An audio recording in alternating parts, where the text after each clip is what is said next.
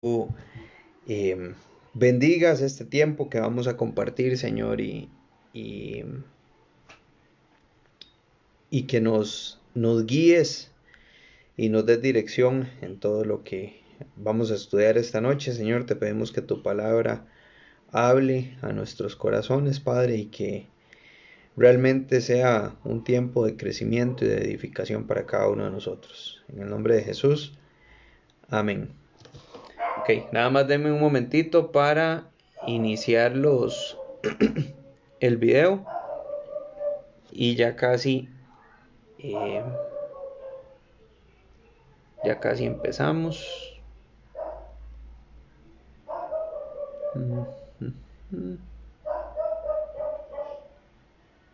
Bueno, creo que hoy no lo vamos a poder transmitir me parece que no me está funcionando para pasarlo por YouTube. Entonces, ahí después lo...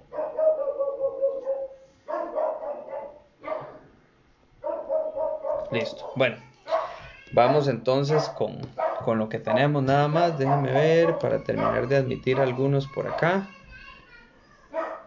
Tenemos a Pedro, a doña Ingrid. Ok.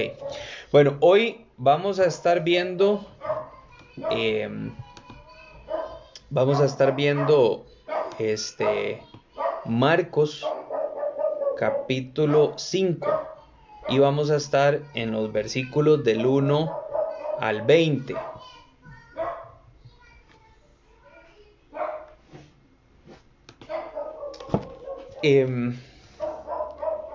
A mí siempre me gusta hacer como un tipo de introducción, ¿verdad? De de lo que estuvimos viendo en las sesiones anteriores, pero realmente este capítulo específico yo creo que se introduce por sí solo. La semana pasada dejamos a Jesús y a sus discípulos en la barca justo después de que Jesús calma la tormenta. Una tormenta que estaba hundiendo al barco o el barco en el que iban, y recuerden que están los discípulos completamente atemorizados. Primero por la tormenta y luego por la forma en la que Jesús calma esa tormenta. Y les decía que este versículo, o este capítulo más bien, se introduce solo, cuando lo venimos viendo en esta secuencia, porque veamos cómo empieza el versículo 1. Dice, llegaron al otro lado del mar, a la tierra de los Gadarenos. ¿Se acuerdan lo que Jesús les dijo cuando estaban en Capernaum? Y cuando estaban a punto de iniciar este viaje. En Marcos capítulo 4, versículo 35, Él les dice, pasemos al otro lado. El viaje no fue fácil, estuvieron a punto de hundirse, hubo una enorme tormenta, pero en el versículo 1 de este capítulo dice al otro lado.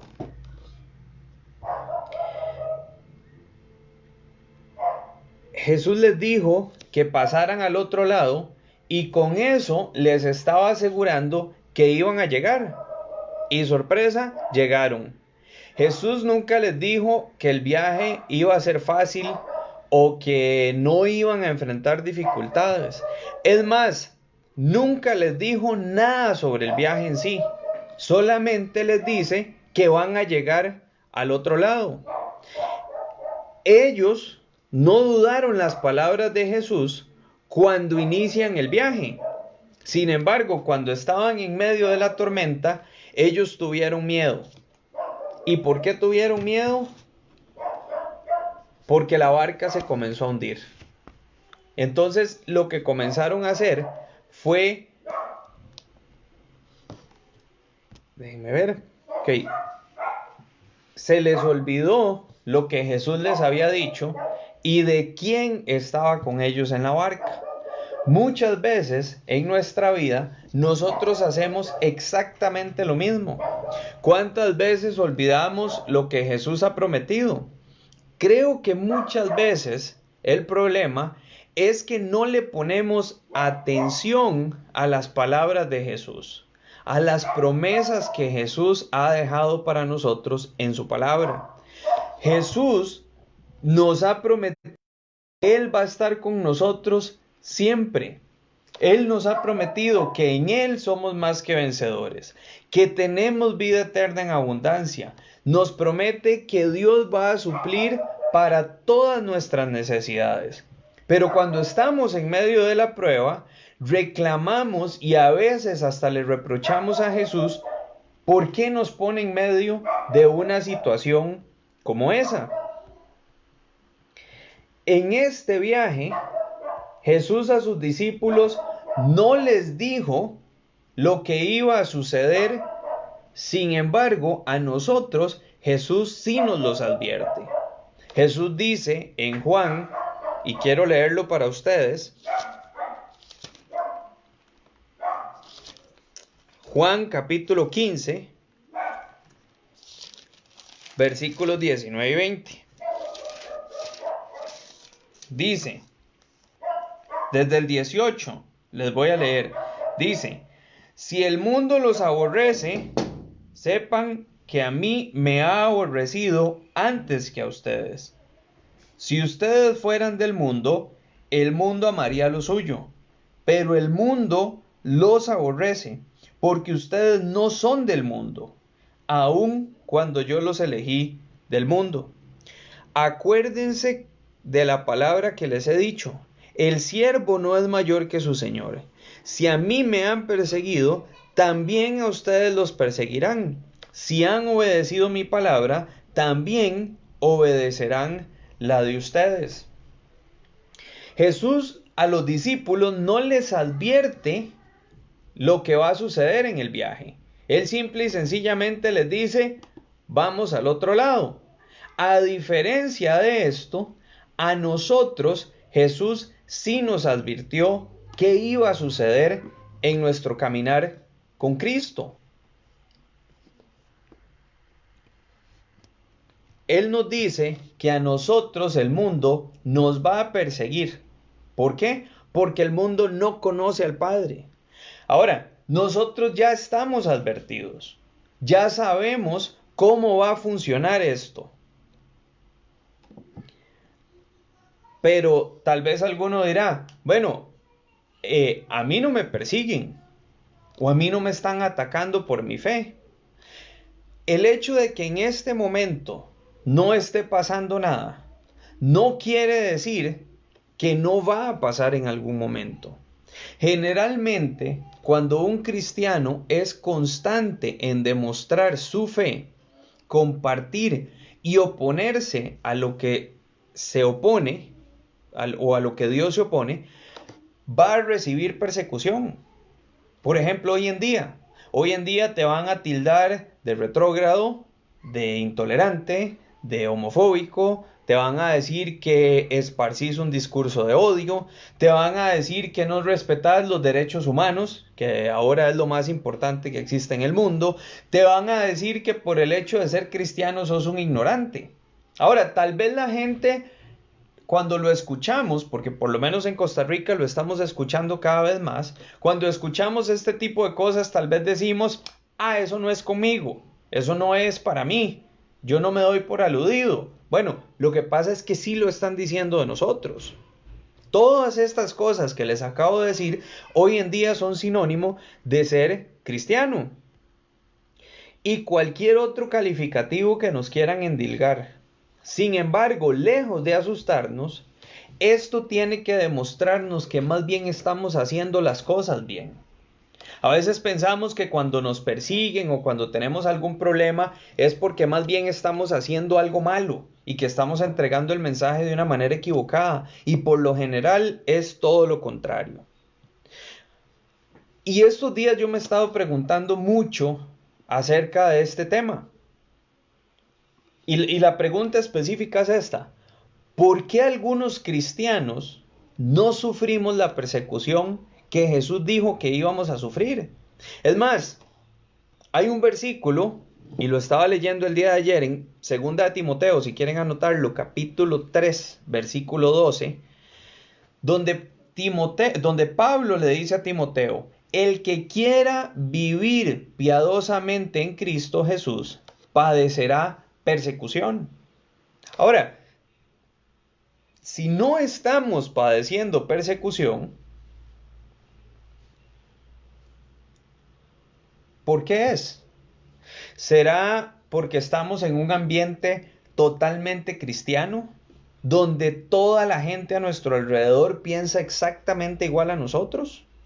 ¿Será porque tanto Pablo como Jesús eran muy fatalistas y no pensaron que la sociedad iba a progresar, que la gente iba a cambiar, que la gente iba a ser más tolerante que en el tiempo de ellos y que iban a abrazar todas las religiones y se iban a respetar unos a otros? ¿O será porque estamos dormidos? Porque no estamos viviendo el cristianismo que deberíamos vivir. Y tengo que confesarles algo. Y en esta parte espero no hacer sentir mal a nadie. Y yo espero que se tome esto en el contexto de lo que estamos hablando y que más bien sea no algo que se tome como que estoy generalizando, sino que cada uno interiorice esta parte y diga, ok, ¿qué está pasando conmigo? A mí, sinceramente, la respuesta a esto que les acabo de decir me duele. Y es una respuesta que a mí me confronta mucho. Porque yo creo que si tenemos que escoger entre que si estamos en un ambiente 100% cristiano y por eso no nos persiguen, o que si Jesús y Pablo se equivocaron y no sabían cómo iba a ser la sociedad en el 2020, o que si no sufrimos persecución porque no estamos haciendo lo que deberíamos estar haciendo, yo me inclino a pensar que es definitivamente por la tercera de estas preguntas. Yo creo que el cristiano hoy en día, en este lado del mundo donde estamos nosotros, no está recibiendo una persecución directa porque de alguna forma hemos estado dormidos. Hemos estado ahí, queditos. Que el gobierno quiere hacer cosas contra el aborto, que las hagan. Que quieren aprobar cosas que van contra la naturaleza de Dios, que las aprueben. Y la iglesia, callada. O nosotros mismos, con nuestros amigos. Pensemos qué tipo de amistades nos rodean. Gente que no le importa hablar abiertamente del pecado delante de nosotros. O de compartir el pecado que hacen delante de nosotros. ¿Por qué? ¿Lo hacen porque están buscando un consejo en nosotros? ¿O lo hacen porque nos ven exactamente igual a ellos y no les importa lo que nosotros pensemos de su conducta? Ahora, creo que esto es algo que cada uno de nosotros tiene que analizar. ¿Dónde estamos? ¿Qué estamos pasando? Y tenemos que preguntarnos, ¿estoy listo para enfrentar la persecución de la que hablaron Jesús y Pedro si eso llega a suceder en el lugar donde estoy? Hoy me pasaron una imagen donde es como ver un círculo donde van marcando los diferentes tipos de riesgo que hay en el país o lugares de riesgo para el contagio de COVID.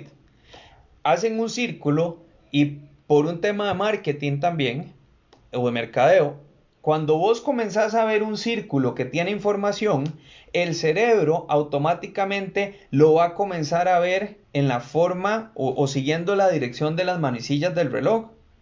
Y ya automáticamente vos sabés que lo que esté dando toda la vuelta, lo que esté al lado más cercano a la parte de arriba, si te dicen que eso es lo de más riesgo, vas a ver que eso es lo más riesgoso. Y saben, ponían como el lugar en la categoría de más riesgoso, lo más alto, hasta visualmente, para ellos son las iglesias. Entonces, fuentes oficiales del gobierno están diciendo que los lugares más peligrosos para contagiarse de COVID son las iglesias o los actos religiosos. Eso es persecución. Aunque no lo querramos ver, eso es persecución, porque le están diciendo a la gente, no vaya a la iglesia. Y las razones por las que se están diciendo que es riesgoso es porque se tocan superficies, la gente se saluda y se canta, entre otras cosas. Entonces, estamos comenzando a vivir una persecución solapada.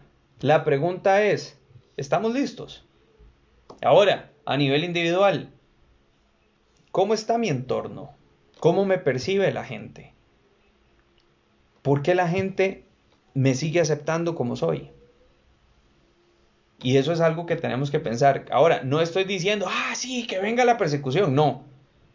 Pero si Jesús dijo que nos van a odiar porque a él lo odiaron, y si Pablo dice que todo aquel que quiere vivir piadosamente en Cristo, o sea, no aparentar ser bueno, sino que todo aquel que quiere ser bueno en Cristo, seguir a Cristo, va a sufrir persecución.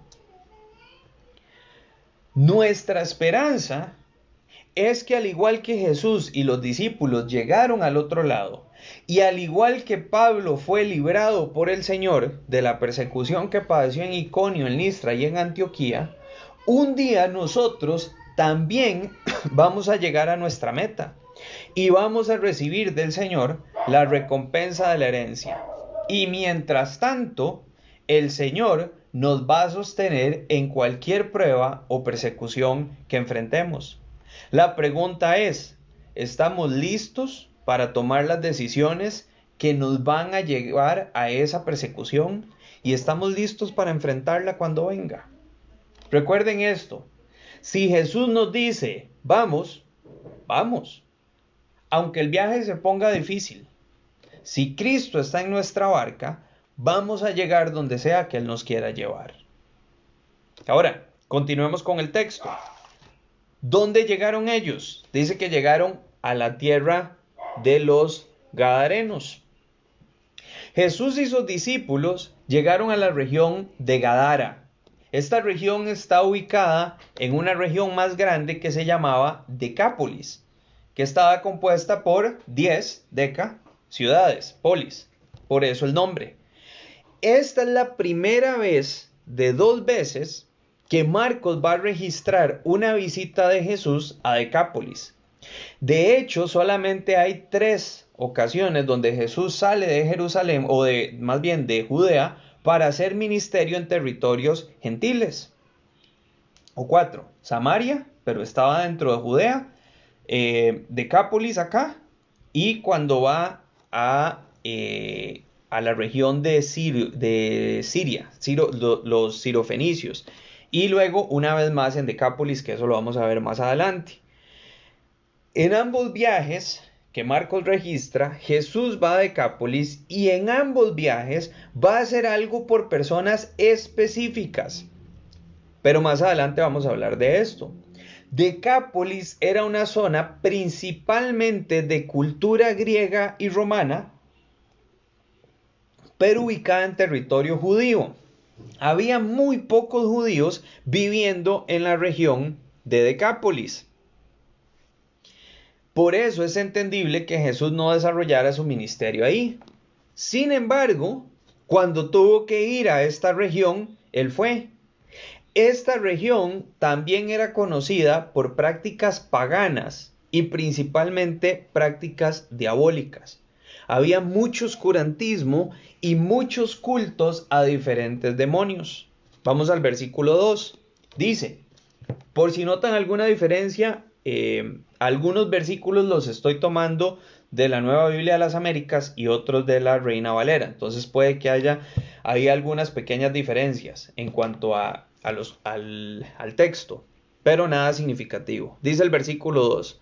Cuando Jesús salió de la barca, enseguida se acercó a él, de entre los sepulcros, un hombre con un espíritu inmundo. Ahora yo quiero que vean esta escena conmigo. Jesús y sus discípulos habían viajado toda la noche. Los discípulos remaron bastante duro y tuvieron que enfrentar la tormenta. Probablemente, se cree que ya ellos llegan a la otra orilla al amanecer. Recuerden que el viaje era de más o menos unos 20 kilómetros. Probablemente estaban aliviados de llegar a la orilla, poder descansar un poco antes de continuar el viaje a donde fuera que Jesús los llevaba. O tal vez alguno de ellos pensó, mira, como allá en Capernaum no podemos descansar, Jesús nos trae para acá para estar en un pequeño retiro aquí, solitos, descansando, que podamos dormir en la playa y después nos devolveremos a Capernaum a ver qué pasa. Pero inmediatamente que ellos se bajan de la barca, llegan corriendo hacia ellos un hombre famosísimo. Más adelante vamos a ver por qué. Y este hombre tenía un espíritu inmundo. En realidad, no fue uno, fueron dos. Marcos y Lucas nos dicen que fue uno. Mateo dice que fueron dos. ¿Es esto una contradicción? No. Recuerden que la Biblia no se contradice a sí misma. Probablemente a Pedro, que es el que le cuenta a Marcos este evangelio para que Marcos lo escriba, le impactó mucho más uno de estos hombres y por eso enfoca su atención en este. Y aunque Mateo dicen que eran dos y que Jesús sanó a los dos, también dice que Jesús interactúa solamente con uno de ellos. Ahora, para poner un ejemplo claro de esto es como que, por ejemplo, yo voy caminando en la calle y me topo o me encuentro con Abby y con una amiga de Abby. Cuando yo llego a mi casa, le digo a mi esposa, vieras que andaba en la calle y me topé a Abby, me encontré con Abby. ¿Le estoy mintiendo porque estoy dejando a la otra persona por fuera? No, probablemente le estoy contando solo de Abby porque esa es la única que ella conoce. Y la otra no sabemos quién era. Pero tal vez mi hija va conmigo y mi hija le va a decir, sí, es que iba Abby y una muchacha más. Abby, ya le dije muchacha. Entonces, ¿hay una contradicción en las versiones? No, yo estaría enfocando mi atención en lo que yo sé que a mi esposa le va a interesar escuchar y mi hija estaría enfocando su atención en el panorama completo. Es lo mismo que sucede acá. Marcos nos cuenta específicamente de uno, pero Mateo dice que llegaron dos. Ahora, los dos fueron sanados, eso es lo importante. Yo me imagino que alguno de los discípulos debió pensar, oiga, es en serio. Primero la tormenta, casi se nos hunde la barca. Y ahora estos. O sea, ¿cuándo vamos a tener descanso acá? Probablemente Andrés le dijo a su hermano, oiga, mi hermanillo, o Pedro más bien le dijo a Andrés, su hermano, mi hermanillo, nos hubiéramos quedado pescando. Al menos ahí podíamos descansar. O tal vez Mateo dijo, ¿en qué momento, Dios mío, en qué momento dejé mi banco de tributos para venirme al mar? Siempre estaba lejos del mar, casi me ahogo, me salvo por un pelo del mar y ahora me va a matar este loco endemoniado. Al menos yo si hubiera pensado algo así. O sea, yo creo que si había un momento para decirle, Señor, ¿sabe qué? Hasta aquí era este. Porque piénsenlo. Toda una noche remando, casi se ahogan, llegan al otro lado y le salen estos dos tipos. A partir del versículo 2 y en los siguientes, vamos a ver la condición tan deplorable de este hombre. Y vamos a ir enumerando algunos puntos acerca de esto. Lo primero es que este hombre vivía en soledad. Vean el versículo 2. Dice, o más bien, dice que él llega en el 3 y desde los sepulcros. Este hombre vivía solo, en abandono. Este cementerio estaba lejos de la ciudad. ¿Cómo lo sabemos? Por dos razones. Para los judíos, los cementerios eran territorios inmundos, por lo tanto siempre estaban alejados de la ciudad. Y en segundo lugar, Jesús nunca llega a la ciudad. Todo se desarrolla en las montañas o en los montes cerca de la costa donde estaban los sepulcros. Estos cementerios tampoco eran tan frecuentados por la gente. No es como hoy en día que está el cementerio y la gente va y deja tributos florales y demás. No, aquí la gente enterraba a sus muertos y prácticamente se olvidaba de irlos a visitar. Excepto en culturas como esta, de tal vez la zona de Gadara, que eran culturas paganas, donde llegaban a dejar algún tipo de ofrendas que incluía flores, alimentos y demás. Ahora, la fuerza demoníaca que poseía este hombre lo había llevado a vivir en la soledad de un cementerio. probablemente comiendo lo que se encontrara en las ofrendas o muchas veces inclusive sin comer. La soledad es una de las armas más poderosas que tiene el enemigo. Dios nos creó para vivir en sociedad, en comunión. Cuando una persona se aísla, es más fácil para el enemigo hacerlo caer. El salmista dijo en el Salmo 133:1, mirad cuán bueno y cuán delicioso es habitar los hermanos juntos en armonía. En la unidad encontramos apoyo, soporte, consejo, ánimo. Y cuando una persona es despojada de la cercanía de otros, puede comenzar a luchar contra su mente y abrirle campo al enemigo para que comience a plantar pensamientos que buscan dañar a la persona. Y esta era la condición de este hombre. Él se había aislado, él estaba completamente solo. Vamos a ver los versículos 3 y 4. Dice que tenía su morada entre los sepulcros y nadie podía ya atarlo, ni aun con cadenas, porque muchas veces había sido atado con grillos y cadenas, pero él había roto las cadenas y destrozado los grillos, y nadie era tan fuerte para dominarlo. Antes de seguir viendo las características de este hombre, quiero que hagamos un paréntesis acá. Mateo dice que estos hombres eran feroces y Marcos dice que nadie podía atarlo. Este hombre era tan violento que habían intentado atarlo con cadenas de hierro y grilletes. Los grilletes romanos eran dos semicírculos de hierro y para cerrar la apertura donde los colocaban, metían un tornillo también de hierro que posteriormente era atado a una cadena. Los grilletes los colocaban en el cuello, en las manos y en los pies, para hacer que la persona no se pudiera desplazar, a menos que fuera tirado por cadenas dando pasos cortos. Bueno, a este hombre intentaban amarrarlo, me imagino que en algún momento lo veían dormido, le caían encima, lo ataban y cuando él se levantaba, desbarataba esas cadenas como que fueran hilos. No había forma de que lo contuvieran. Dice también el versículo 4, que nadie era tan fuerte como para dominarlo. Y esto es muy importante para nosotros. Sí es cierto que estamos en una lucha espiritual. Eso tenemos que tenerlo clarísimo. Pablo lo dijo. Nuestra lucha no es contra sangre ni carne, es contra principado, contra potestades, etcétera, etcétera, ¿verdad? Contra huestes celestiales de maldad y demás.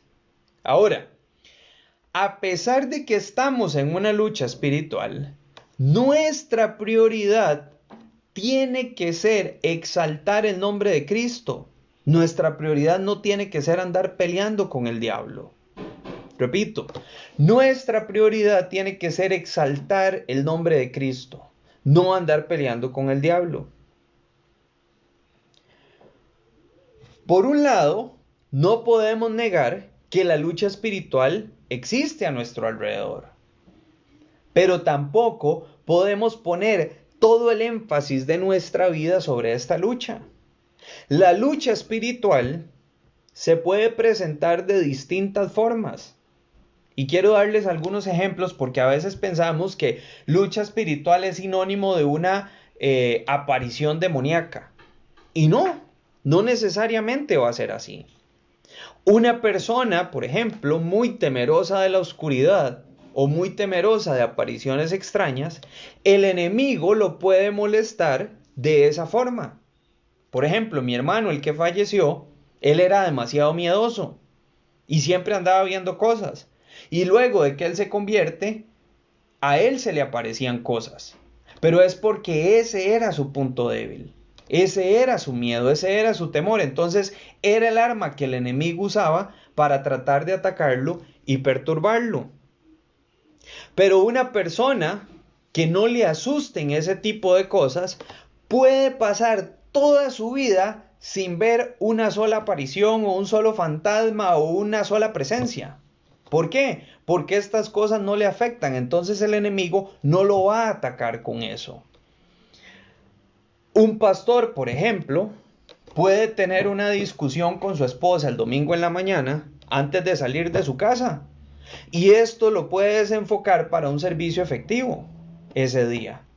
Y la discusión puede ser por algo tan sencillo como cuál es la mejor forma o cómo se tiene que apretar el tubo de la pasta dental.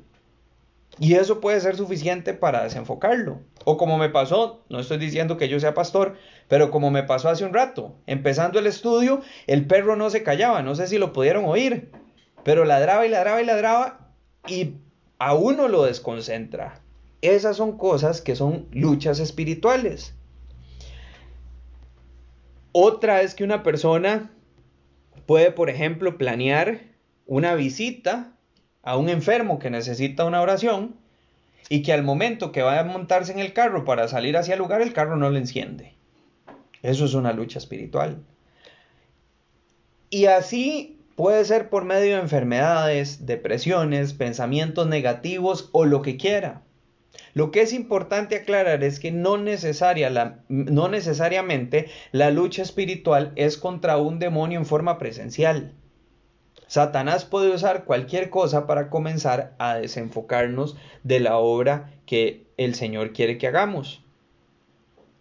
Por esto que les acabo de decir, no es necesario andar todo el tiempo nombrando al demonio o atando al demonio o deprendiendo demonios. Y yo creo que a veces algunos creyentes tienen más presente al demonio de lo que deberían. Y esto los desenfoca del propósito de llevar gloria al nombre de Cristo. Porque a veces vemos más demonios de la cuenta, cuando nuestro enfoque debería ser en alabar al Señor. Ahora bien, si en algún momento tenemos que enfrentar una situación de tratar con una persona poseída, de este pasaje que estamos viendo, aprendemos que ninguno de nosotros, ojo, en nosotros mismos no tenemos ni la capacidad ni la fuerza para sujetar espiritualmente a ese demonio. El único que tiene poder sobre los demonios es Cristo. Y véanlo aquí, nadie en 10 ciudades de esa región pudo atar a este hombre. Pero vamos a ver lo que hace Cristo con él. Recuerden también lo que hemos hablado del arcángel Miguel. Él ni siquiera se atrevió a proferir maldición contra Satanás cuando luchaba contra Satanás por el cuerpo de Moisés. Por el contrario, solamente le dice, el Señor te reprenda. Y vean qué importante. No es te reprendo, te ato, te ordeno que hagas esto, que hagas lo otro, te ordeno que salgas de aquí. No, nada de eso. Si en algún momento usted y yo nos encontramos ante una situación donde tengamos que orar para que Dios libere a una persona que está poseída, lo único que podemos decirle es, el Señor te reprenda. Y pedirle al Señor que sea Él el que libere a esa persona. Cualquier otra cosa que digamos está de más. Ahora volvamos a nuestro texto. ¿Ustedes imaginan la desesperanza que podía sentir este hombre en algún momento de lucidez, de ver que no había forma que le pudieran ayudar? Yo me imagino que él tenía momentos donde tal vez el demonio bajaba un poco y él decía, ¿quién me va a sacar de esto? Nadie. Vamos al versículo 5. Ya vimos que el hombre vivía en soledad, pero vean también el 5. Este hombre no tenía descanso. Dice, siempre, ojo, siempre, todo el tiempo, noche y día, las 24 horas del día.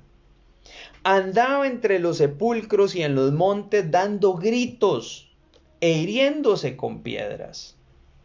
O sea, la costa embrujada. Más de una vez, los discípulos que eran pescadores tienen que haber oído los gritos de este endemoniado en medio de la noche, cuando estaba en el mar cerca de la costa de Gadara. ¿Se imaginan el miedo que pudieron haber sentido algunos de ellos cuando vieron que el vamos al otro lado era precisamente a esa región. Por eso les dije que este hombre era famoso, porque gritaba. Desde el mar tenía que haberse oído en algunos momentos.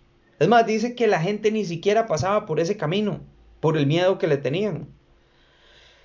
Yo creo que esa zona era conocida como la orilla embrujada o la orilla fantasma o algo así.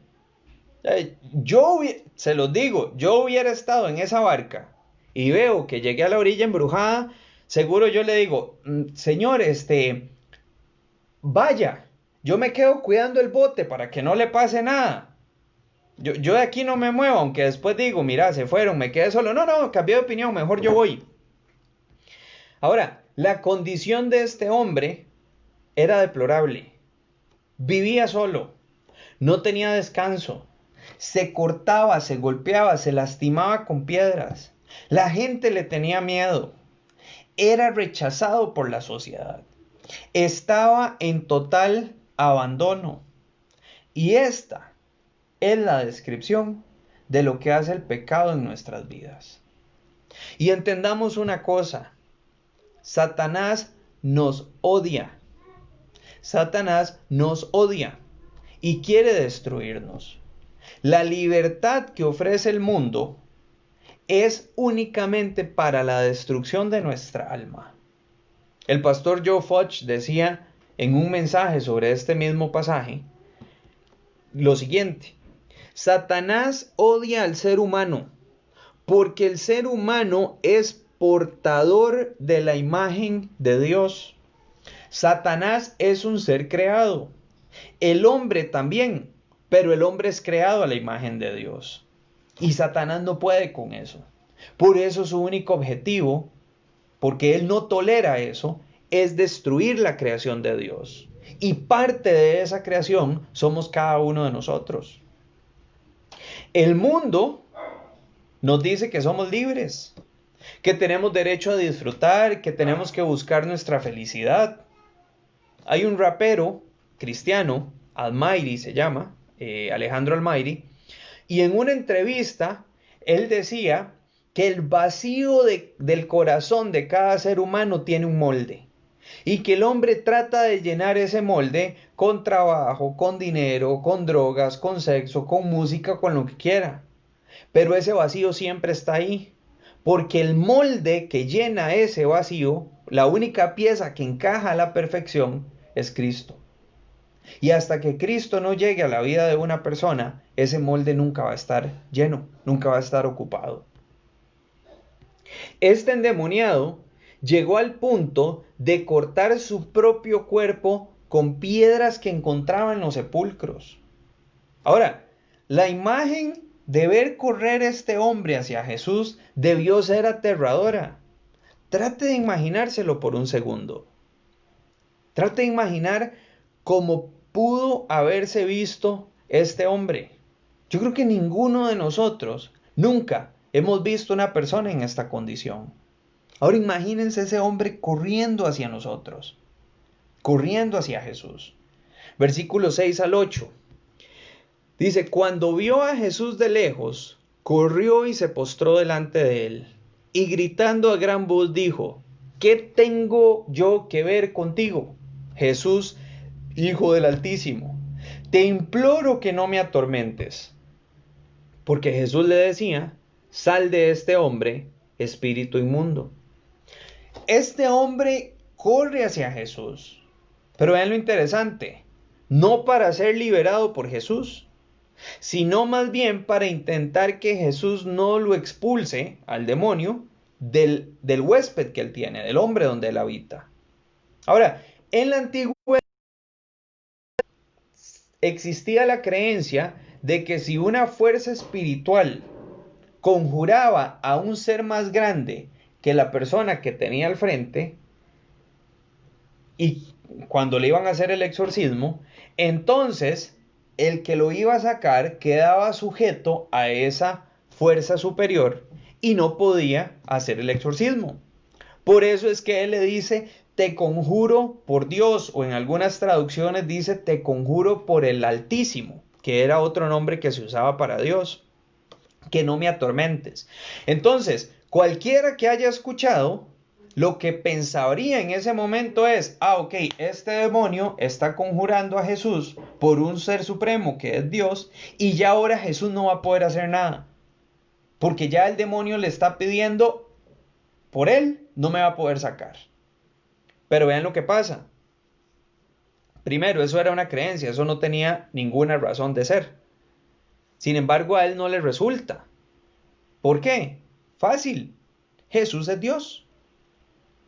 Entonces, no hay una fuerza superior a Dios. Y Jesús era Dios o es Dios. Y por otro lado, este demonio tampoco podía detener lo que Jesús estaba por hacer, aunque quisiera detenerlo. Así que le había llegado su momento de salir. Y sigue siendo así el día de hoy. Cuando Jesús se dispone a hacer algo, nada ni nadie puede detenerlo. Nada ni nadie puede detenerlo. Así que eso es importante para nosotros. Cuando Jesús nos llama a hacer algo, va a pasar. Cuando Jesús quiere hacer algo con vos, lo va a hacer. Porque Él ya lo dispuso. Ahora,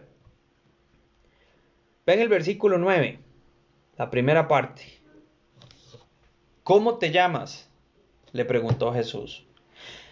Yo no sé si a ustedes les ha pasado cuando llegan a alguna frase o algún versículo de la Biblia y tal vez vas leyendo y llegaste a una frase y quedaste ahí. Bueno, eso me sucedió con esta. ¿Cómo te llamas? Y esto a mí me ha impactado demasiado. ¿Saben por qué? Porque Jesús no le está preguntando al demonio que cómo se llama. ¿Cómo lo sabemos? Porque no usó el nombre del demonio para expulsarlo. A Jesús no le interesaba. Es más, Jesús sabía quiénes eran o quién era ese demonio. ¿Por qué? Porque Él estuvo presente cuando todos los demonios fueron creados como ángeles. Él estuvo presente cuando todos esos ángeles se rebelaron. Entonces, ¿por qué necesitaba preguntarle cómo se llamaba si Él mismo había estado presente cuando los crearon? Es más, la Biblia dice que todo fue hecho por Él y para Él. O sea, Él fue parte de esa creación. Jesús le estaba preguntando al hombre que cómo se llamaba. Y la razón por la que me impacta esta parte es porque este es el cuidado que Dios tiene por nosotros. Jesús ve más allá de la deplorable apariencia física de este hombre. Jesús ve más allá de lo grotesco de esta escena. Jesús ve más allá de la suciedad, del mal olor, porque fijo tenía que oler mal. Jesús ve más allá de las heridas que este hombre se hacía. Y en un acto de amor y de misericordia, le pregunta por su nombre. Le dice, ¿cómo te llamas?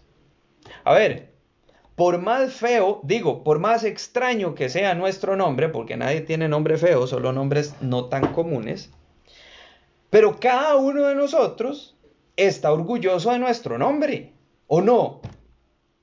Ay, que digan que José y que Daniel son los nombres más comunes del mundo, porque ahí sí me van a ver. O sea, no, es mi nombre. Estamos orgullosos de nuestro nombre. Todos, todos. Ahora, el nombre define quién somos. Es el nombre que nos dieron nuestros padres. Y más cuando los papás les da por contarnos por qué nos pusieron el nombre y lo que para ellos representa, que eso también es curioso, siempre es lo que para ellos representa, no lo que para mí representa, ¿verdad? Pero está bien, entonces es como un tipo de herencia también. Y Jesús con este acto lo que le está diciendo a este hombre es, ¿quién sos? ¿Cómo te llamas? Quiero saber, me interesa saber quién es usted. Para mí, preguntarle a alguien su nombre es demostrar que me importa. Quiero saber quién es la persona. Probablemente tener algún tipo de amistad con él. Porque de lo contrario, lo dejo en mae. O como dirían los amigos de allá, creo, y espero no meter las patas, pero güey, ¿verdad? Y ahí quedó, no me interesó. Ah, mae, sí, todo bien, pura vida, chao. Si me interesa, le voy a preguntar su nombre. y Jesús se interesa por él. De esta misma manera, Jesús se interesa por nosotros.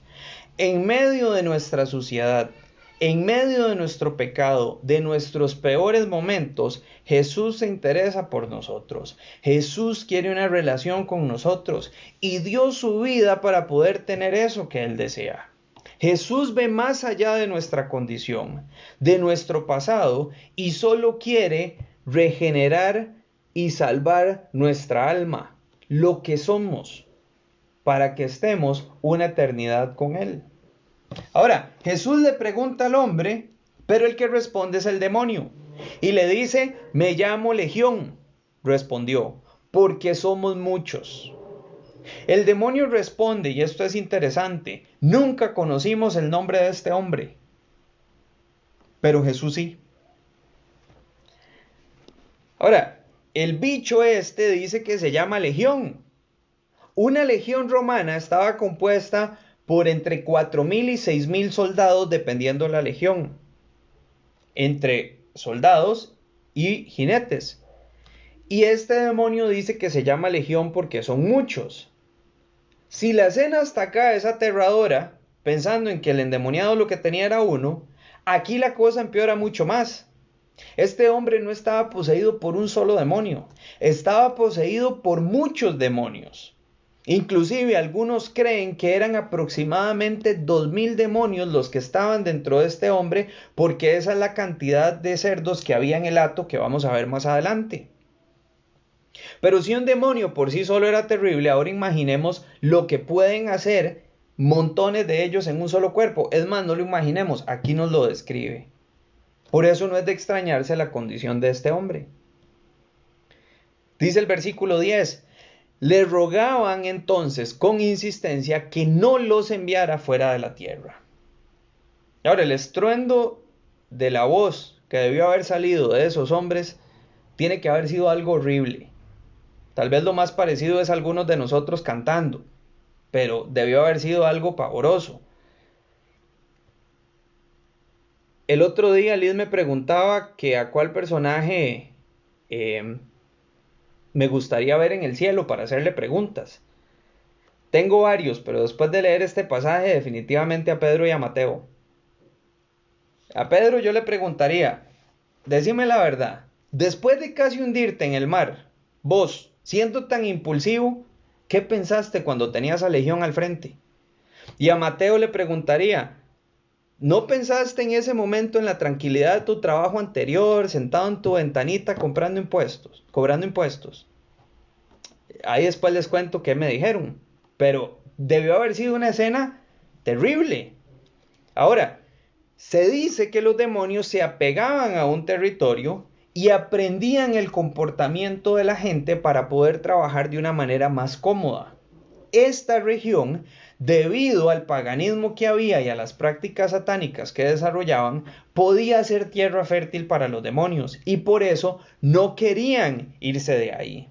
Es más, el pastor que les mencioné antes, Joe Fudge, dice que es probable que este hombre en su juventud haya probado cuestiones demoníacas por la cultura en la que se había desarrollado y eso había abierto una puerta para que esta cantidad, una multitud de demonios entraran a su cuerpo. Veamos los versículos 11 al 13. Dice que había allí una gran manada de cerdos paciendo junto al monte. Y los demonios le rogaron diciendo, envíanos a los cerdos para que entremos en ellos. Jesús les dio permiso. Y saliendo los espíritus inmundos, entraron en los cerdos, y la manada, unos 2.000, se precipitó por un despeñadero al mar, y en el mar se ahogaron. Y aquí quiero que notemos dos cosas. Los demonios no pudieron hacer nada sin el permiso de Jesús. Cuando Jesús no está cerca de una persona, el enemigo tiene libertad total para actuar. Y puede hacer y deshacer con esa persona como quiera. Pero cuando Jesús llega a la vida de una persona, el enemigo no puede ni siquiera moverse sin el permiso de Dios. ¿Es lo interesante? Los demonios lo hacían a él como querían, pero cuando estuvieron delante de Jesús, ni siquiera podían ir a meterse a unos cerdos y Jesús no les daba permiso. Y lo segundo que vemos acá es que para Jesús es más importante el ser humano que cualquier otra cosa de la creación. Este tiene que ser el versículo más odiado por todos los ambientalistas, porque pobrecitos los chanchitos. Yo lo que pienso es en la cantidad de chicharrones que se perdieron ahí. Hoy vivimos en una sociedad que le da más valor a un perro, o a un gato, o a un animal, o a un bosque, que al ser humano. Hay diputados o diputadas acá en Costa Rica, una en específico, que está luchando para que se eliminen las bolsas plásticas porque contaminan los ecosistemas. Pero esa misma le prometió a las mujeres feministas de Costa Rica que que el aborto legal va a ser ley. Que ella se va a encargar de que eso sea ley. Lucha por el ambiente, pero quiere matar bebés en el vientre de la madre. Vivimos en una sociedad donde te multan por robarte los huevos de tortuga y comértelos como alimento, pero al mismo tiempo el Estado facilita los medios para el aborto. O en nuestro caso, está impulsando leyes para abrir caminos al aborto. No me malinterpreten. Un verdadero seguidor de Jesús no va a maltratar a ningún animal, pero entiende que es mucho más valioso el alma del ser humano que cualquier otra cosa creada, tal y como lo demuestra Jesús en este pasaje. Versículos 14 y 15. Los que cuidaban los cerdos huyeron y lo contaron en la ciudad y por los campos, y la gente vino a ver qué era lo que había sucedido. Vinieron a Jesús y vieron al que había estado endemoniado, sentado, vestido y en su cabal juicio, el mismo que había tenido la legión, y tuvieron miedo. Los cerdos se ahogan, la gente que las cuida sale corriendo, cuentan lo que pasó y la gente sale a donde estaba Jesús.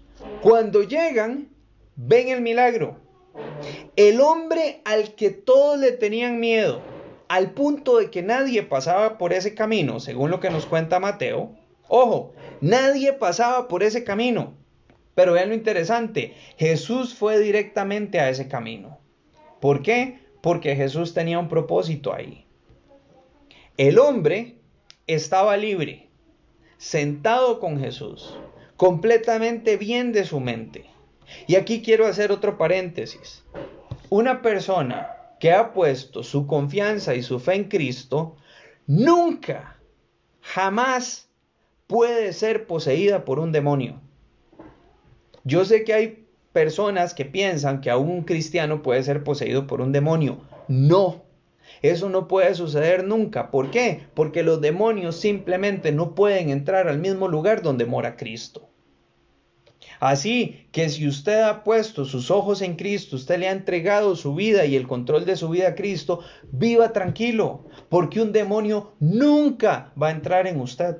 No puede entrar en el lugar donde está ocupado por el Espíritu Santo. Ahora, ellos ven el milagro delante de sus ojos, al igual que los discípulos en el capítulo anterior que hicieron, tuvieron miedo cuando vieron el milagro. Versículo 16. Los que lo habían visto, vean qué interesante, los que lo habían visto, les describieron cómo le había sucedido esto al endemoniado y lo de los cerdos. Vean qué interesante. Los que contaron la historia no fueron los participantes directos de la historia. No fue Jesús y no fue el ex endemoniado. Los que contaron la historia fueron los que la vieron desde afuera. Los que vieron lo que había pasado, hablaron y no le dieron la oportunidad al hombre que había sido liberado, ni a aquel que lo había liberado. Y por supuesto, no podían dejar de hablar de los 2000 cerdos que se habían ahogado. Porque vea qué dice acá, contaron lo que había sucedido y lo de los cerdos. O sea, para ellos eso fue súper importante, que se perdieron los cerdos. Y el versículo 17 creo que es uno de los versículos más duros y más tristes que podemos encontrar en toda la Biblia. Dice, y comenzaron a rogar a Jesús que hiciera más milagros, que les predicara. No, dice, comenzaron a rogar a Jesús que se fuera de su región. ¿Se pueden imaginar eso? Un hombre endemoniado por una multitud de demonios al punto que les había secuestrado una parte de su región porque ni siquiera podían pasar por ahí. Y donde lo ven sano, donde lo ven libre, en lugar de alegrarse por él, lo que hacen es decirle, Jesús, váyase de aquí. La gente vio el milagro.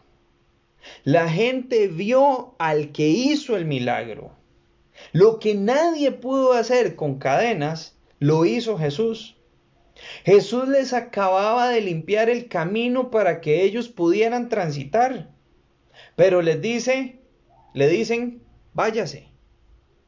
Ahora, probablemente ellos pensaron más en la pérdida económica por los cerdos que se habían ahogado que en el poder de lo que Jesús acababa de hacer. En serio, vean qué interesante. No le dijeron, dice que le rogaban, le imploraban a Jesús. Este término rogar es como casi de rodillas, cuando usted anda atrás de alguien diciéndole, por favor, haga eso. Eso era lo que ellos estaban haciendo. Le suplicaban, le lloraban casi a Jesús que se fuera de su región. ¿Cuánta gente rechaza a Jesús de esta manera? Ven lo que Jesús puede hacer en la vida de otros y dicen, no, eso no es para mí. Yo no soy tan malo. Yo creo en Dios. A mí me encanta orar. Yo no le hago mal a nadie. Pero así, tan radical como esos que van a la iglesia. No, eso es fanatismo. No hay que ser tan fanático. Hay que disfrutar la vida. De por sí, Dios lo que quiere es que seamos felices. Y esa es una forma de rechazar a Dios. Es una forma muy sutil de decirle, yo no quiero nada que ver con usted. Ahora vean qué interesante también la reacción de Jesús. Porque Jesús no les dice, no, espérense, no me echen. No, déjenme que les cuente. Vean, yo traigo algo realmente bueno para ustedes. No, le dicen, váyase, y él se va. Y acá vemos una vez más lo que vimos hace 2 semanas en el capítulo 4. Y yo sé que eso que vimos en el capítulo 4, a algunos les chocó un poco, tal vez les impactó cuando hablamos de que el evangelio no era para todos. Pero véanlo aquí una vez más. Todos tienen la oportunidad de escuchar de Jesús, de ver la obra de Dios, pero no todos van a aceptar lo que Jesús quiere hacer por ellos. El evangelio está disponible para todos, pero la salvación no va a ser aceptada por todos. Repito, el evangelio está disponible para todos, pero la salvación no va a ser aceptada por todos. Y eso está muy claro en los capítulos 4 y 5 de Marcos. Versículo 18. Al entrar en la barca, el que había estado endemoniado le rogaba que lo dejara ir con él. Al contrario de lo que hizo la gente, el que recibió el milagro le ruega a Jesús que lo deje irse con él. Este hombre no quería apartarse de Jesús. Probablemente ahí se sentía seguro. Seguro este hombre tenía miedo. Probablemente él decía, si Jesús se va y por aquí quedó uno de esos demonios, se me vuelve a meter. No se le iba a volver a meter. Él había entregado su vida a Cristo. Pero vean lo bonito de esto. Después de todo lo que pasó, el lugar donde él se sintió seguro fue a la par de Jesús. ¿Cómo reaccionamos nosotros cuando la gente a nuestro alrededor rechaza a Jesús? cuando nuestros amigos o familiares rechazan a Jesús? ¿Nos quedamos con ellos en silencio para que no se enojen? ¿O le rogamos a Dios que nos deje acercarnos aún más a Él? Versículo 19. Pero Jesús no se lo permitió, sino que le dijo: vete a tu casa, a los tuyos, y cuéntales cuán grandes cosas el Señor ha hecho por ti y cómo tuvo misericordia de ti. Y este versículo me encanta. Jesús no le dice: vea, vaya a Jerusalén, busque una escuela de religión, aprenda toda la parte intelectual de Dios, saque un título de ministro, después venga conmigo para que ponga en práctica lo que aprendió.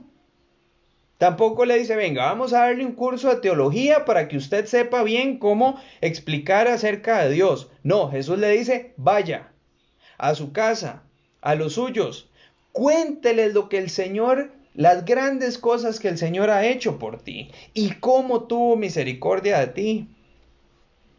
Vaya, cuéntele a la gente cómo Dios cambió su vida. Cuente de la misericordia de Dios para con usted.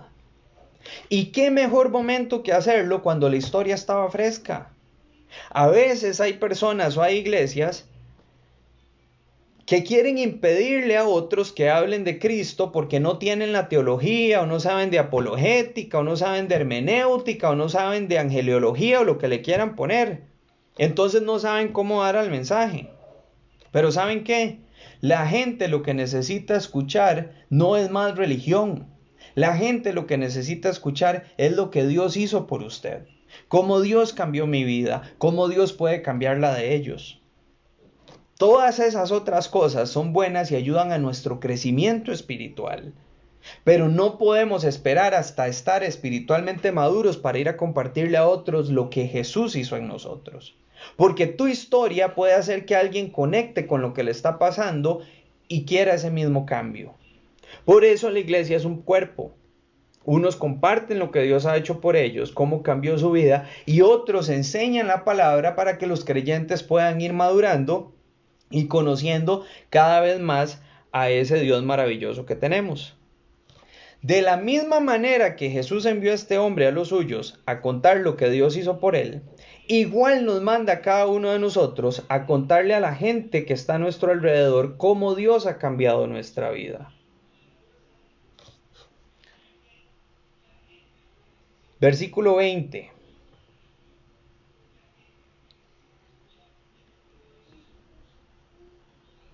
Y él se fue y empezó a proclamar en Decápolis cuán grandes cosas Jesús había hecho por él.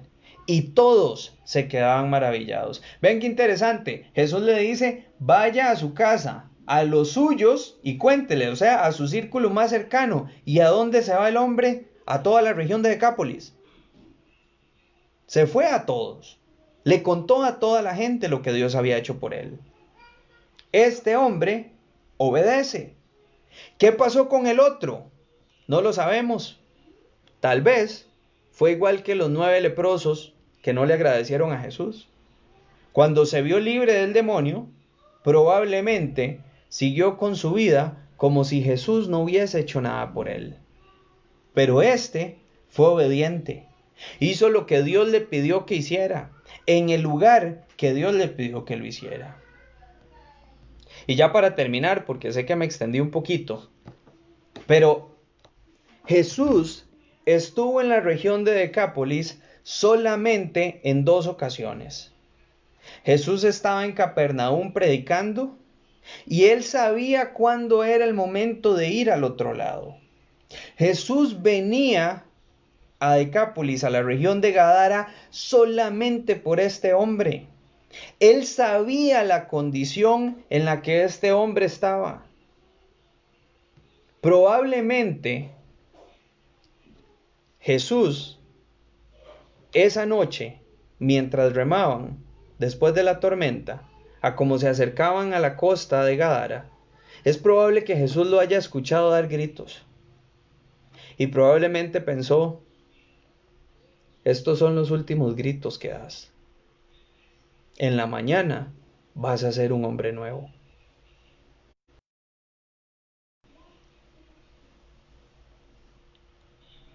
Jesús sabía que la gente lo iba a echar de ahí, pero aún así, Él hizo el viaje por uno.